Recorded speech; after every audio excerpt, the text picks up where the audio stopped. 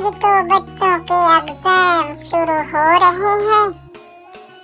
बस ये ध्यान रखना है बच्चे अच्छे तरीके से पेपर सारे कर लें और चीटिंग ना करें।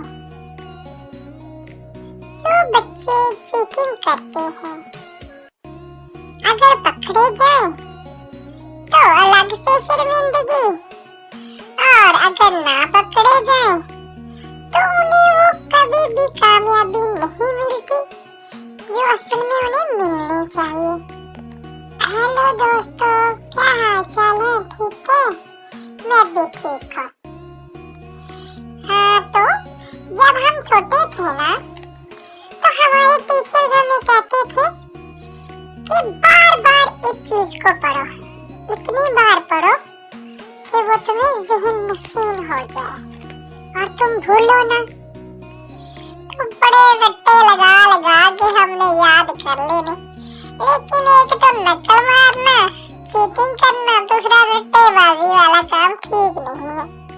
समझ के पढ़ना चाहिए ताकि सारी जिंदगी याद रहे।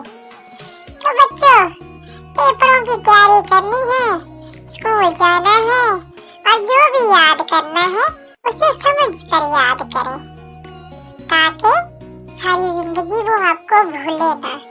रट्टे वाला काम भी भूल जाता है और चीटिंग वाला तो काम है ही बहुत खराब।